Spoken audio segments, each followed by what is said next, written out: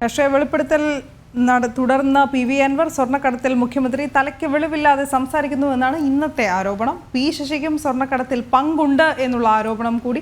താൻ തുടങ്ങിയ നീക്കം അത് വിപ്ലവമായി മാറുമെന്നും PV അൻവർ പറയുന്നു. പൊതുയോഗത്തിന് താൻ ആരെയും ക്ഷണിച്ചിരുന്നില്ല. താൻ വിചാരിച്ചാൽ 25 പഞ്ചായത്തുകളിൽ LDFന്റെ ഭരണം നഷ്ടമാകും എന്നുകൂടി അൻവർ കൂട്ടിച്ചേർത്തു. കൊണ്ടുകൊടുക്കുന്നത് അത് പോലീസിന് പിടിക്കാൻ കഴിയും. പക്ഷെ പിടിക്കുന്നവനെ കൊണ്ടു കൊടുക്കാതെ ഐസന്റെ ഇവന്റെ ഏജന്റിനെ ഒരാളെങ്കിലും പോലീസ് അന്വേഷിച്ചോ? എന്താണ് മുഖ്യമന്ത്രി തലക്ക് വെളിവില്ലാതെ പറയുന്നത്? ഇതിന് തലക്ക് വെളിവില്ലാന്നല്ലേ ഇതിന് പറയാ? ഇതൊരു പ്രപഞ്ച സത്യമായി നിൽക്കല്ലേ? ഒരു കേസും ശിക്ഷിക്കാൻ കഴിയില്ല. 102 CRPC ആണ് ഇവർ പിടിക്കുന്നത്. കസ്റ്റംസ് ആക്ട് പ്രകാരം 108 മൊഴിയെടുത്തെങ്കിൽ മാത്രമേ ആ മൊഴി വാലിഡ് ആണ്. ആ മൊഴി എടുത്തു കഴിഞ്ഞാൽ കസ്റ്റംസിന് ഈ കാര്യത്തിന്റെ എവിടുന്ന് വന്നു, എവിടെ എത്തി, ആർക്ക് കൊടുത്തു, ഈ മൂന്നാളെയും ക്ലബ് ചെയ്തുകൊണ്ടുള്ള കേസാ വരിക. ഇന്നത് രാജ്യദ്രോഹ കുറ്റായി. അപ്പൊ ഇത് ഒരു കാര്യം, ശശിക്ക് എന്തായാലും പങ്കുണ്ട്. ഈ ശശിക്ക് ഇതില് ശക്തമായ പങ്കുണ്ട്. ഈ ഇടപാടിന്റെ ഭാഗമാണ് ശശി എന്ന കാര്യത്തിൽ എനിക്ക് യാതൊരു ഡൗട്ടുമില്ല. അതെന്താ തെളിവ് നിങ്ങൾ ചോദിക്കും. ആ തെളിവ് എന്ന് പറഞ്ഞ കോമൺ സെൻസ്. 3 ചില്ലാനം കൊല്ലം അമ്പകുരം നിർത്താതെ നിർബാധം ഒരു എയർപോർട്ടിലൂടെ ഈ രീതിയിൽ സ്വർണം കടത്തി ഒരു പോലീസ് ഡിപ്പാർട്ട്മെന്റ് കൈകാര്യം ചെയ്യുന്നുണ്ടെങ്കിൽ ഒരു SP ക്ക് മാത്രമേ സാധിക്കില്ല. അത് ADG അജിത് കുമാറുണ്ട്, അജിത് കുമാറിനോടൊപ്പം ഈ ശശിയുണ്ട്. അല്ലാതെ ഇത് ഒരിക്കലും നടക്കൂല. അതന്നെയാണ് ഇതിന് തെളിവ്. ഇന്ന് ഞാൻ ഇപ്പൊ ഇവിടുന്ന് തീരുമാനിച്ചാൽ 25 പഞ്ചായത്ത് LDFന്റെ കയ്യിൽ നിന്ന് പോകും. നിലമ്പൂർ മാത്രമല്ല. ഇനി അത് പാർട്ടി അങ്ങനെ ഒരു വെല്ലുവിളിക്ക് വരികയാണെങ്കിൽ ഞാൻ അതിന് തയ്യാറാണ്. പോകും. മലപ്പുറം ജില്ലയിൽ പല സ്ഥലത്തും പോകും.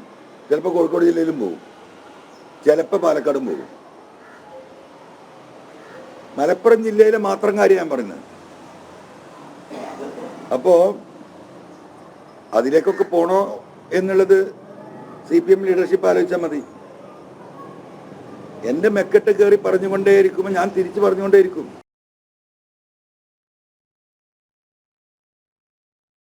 ശിവദാസ് കർമ്മനം ചേരുകയാണ് കൂടുതൽ വിവരങ്ങളുമായി. ശിവദാസ്, ഈ പാർട്ടിക്കുള്ളിൽ CPM എന്ന പാർട്ടിക്കുള്ളിൽ അല്ലെങ്കിൽ ഇടതുമുന്നണിക്കുള്ളിൽ സാധാരണ പ്രവർത്തകരും അണികൾക്കുമിടയിലുള്ള മുഖ്യമന്ത്രി പിണറായി വിജയന്റെ ഇമേജ് പോലും തകർത്തെറിഞ്ഞാണ് PV അൻവർ ഓരോ ദിവസവും ഓരോ രാഷ്ട്രീയ വെളിപ്പെടുത്തലുമായി മുന്നോട്ട് വന്നത്. ഇപ്പോഴും തൻ്റെ നിലപാടിൽ നിന്ന് പിന്നോട്ടില്ല, കൂടുതൽ കാര്യങ്ങൾ വെളിപ്പെടുത്തുമെന്നുള്ള സൂചന തന്നെയാണോ അൻവർ ഇന്നും നൽകുന്നത്?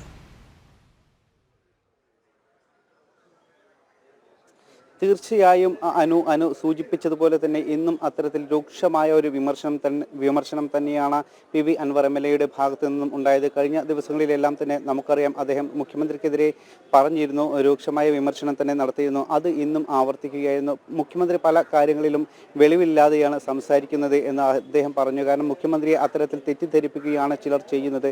അദ്ദേഹത്തോടൊപ്പമുള്ള ചില ആളുകളാണ് ഇതിന് പിന്നിൽ എന്ന് അദ്ദേഹം ആവർത്തിച്ചു. അതോടൊപ്പം തന്നെ ഈ സ്വർണ്ണക്കടത്തുമായി ബന്ധപ്പെട്ട ചോദ്യങ്ങൾക്കും ആ രീതിയിൽ തന്നെയാണ് അദ്ദേഹം ഉത്തരം പറഞ്ഞിരിക്കുന്നത്. അതായത് മുഖ്യമന്ത്രിക്ക് ഇക്കാര്യത്തിൽ ഏതെങ്കിലും തരത്തിലുള്ള ബന്ധം ഉണ്ടോ, സ്വർണ്ണക്കടത്തുമായി ബന്ധപ്പെട്ട ഏതെങ്കിലും തരത്തിൽ ബന്ധം ഉണ്ടോ എന്ന ചോദ്യത്തിന് അത് താൻ ഇപ്പോൾ പറയുന്നില്ല. പക്ഷേ അദ്ദേഹത്തിന്റെ പൊളിറ്റിക്കൽ സെക്രട്ടറി P ശശിക്ക് അക്കാര്യത്തിൽ ബന്ധമുണ്ട് എന്നത് ഉറപ്പാണ്. കാരണം അതിൻ്റെ കാര്യങ്ങളെല്ലാം തന്നെ തനിക്കറിയാം. നിലവിൽ ആഭ്യന്തരം കൈകാര്യം ചെയ്യുന്നത് മുഖ്യമന്ത്രിയാണ്. അപ്പോൾ ഈ സംഭവം ഇത് ലക്ഷ്യം വെക്കുന്നത് മുഖ്യമന്ത്രിയെ തന്നെ എന്നത് വളരെ വ്യക്തമാണ്. കരിപ്പൂരിൽ സ്വർണ്ണക്കടത്തുമായി ബന്ധപ്പെട്ട് നിരവധി പരാതികൾ താൻ നൽകിയിട്ടുണ്ട്. പക്ഷേ ആ പരാതികളിലൊന്നും തന്നെ ഒരു നടപടിയും ഇല്ല.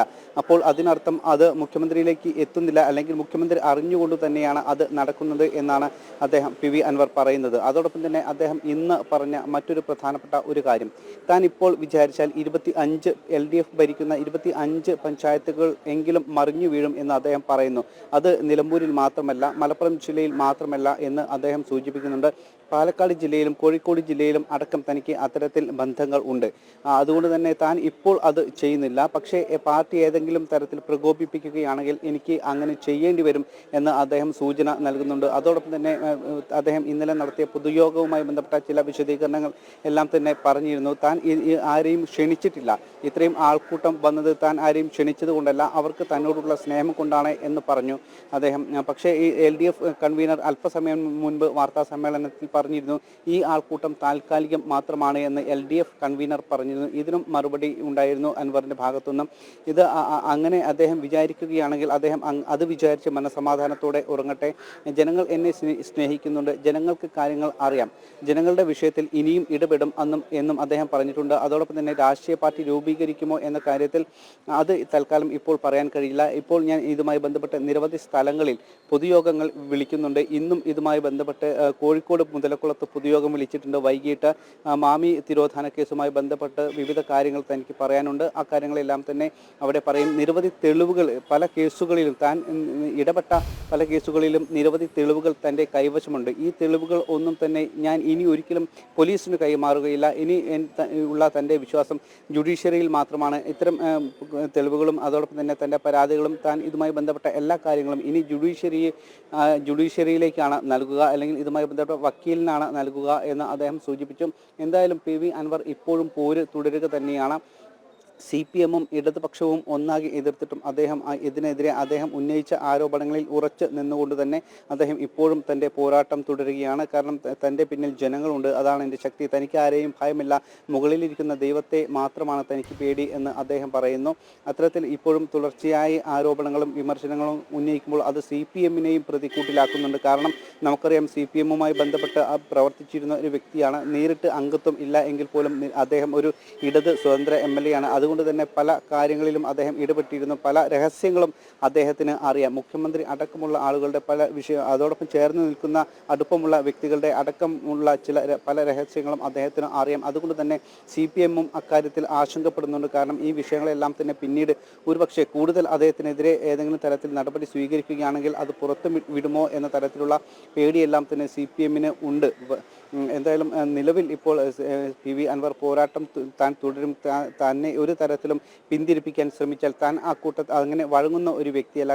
താൻ ജീവിച്ചു വളർന്നു വന്ന ഒരു സാഹചര്യം അങ്ങനെയാണ്. അതുകൊണ്ട് താൻ പോരാട്ടം തുടരും എന്ന് തന്നെയാണ് PV അൻവർ വ്യക്തമാക്കുന്നത്. അനു, ശിവദാസ്, ഈ വെളിപ്പെടുത്തലുകളും അതോടൊപ്പം തന്നെ ഈ CPM അല്ലെങ്കിൽ ഇടതു മുന്നണിക്കെതിരായ പരസ്യമായ വെല്ലുവിളിയിലൂടെയും PV അൻവർ ലക്ഷ്യമിടുന്നത് എന്താണ് എന്ന് വേണം മനസ്സിലാക്കാൻ. കാരണം പുതിയ പാർട്ടി ഉടൻ രൂപീകരിക്കില്ല എന്ന് അൻവർ പറയുന്നുണ്ട്. ഇനി മാതൃസംഘടന എവിടെ നിന്നാണോ വന്നത് അവിടേക്കാണോ തിരികെ പോകുന്നത് എന്ന ചോദ്യത്തിനോട് പോലും ഒരു അഴകുഴമ്പൻ മറുപടി പറയുന്നതും നമ്മൾ കേട്ടതാണ്. അത് നിങ്ങളോട് തീരുമാനിച്ചിട്ട് അല്ലെങ്കിൽ നിങ്ങളോട് ആലോചിച്ചിട്ട് തീരുമാനം എടുക്കുമെന്ന് പറയാതെ വയ്ക്കുകയാണോ അൻവർ? ലീഗിലേക്കാണോ, കോൺഗ്രസിലേക്കാണോ, അതോ പുതിയ പാർട്ടിയുമായി മുന്നോട്ട് പോവുകയാണോ? കഴിഞ്ഞ ദിവസം നടത്തിയ പൊതുസമ്മേളനം, അതിൽ വളരെ കുറച്ചുപേരെ മാത്രം താൻ ക്ഷണിച്ചിരുന്നുള്ളൂ എന്ന് അൻവർ പറയുമ്പോഴും നമ്മൾ പ്രതീക്ഷിച്ചതിലും കൂടുതൽ ആൾക്കാർ അവിടേക്ക് ഒഴുകിയെത്തിയത് കാണുന്നുണ്ടായിരുന്നു, പുതുതായി അൻവർ ഒന്നും പറഞ്ഞില്ലെങ്കിൽ കൂടി.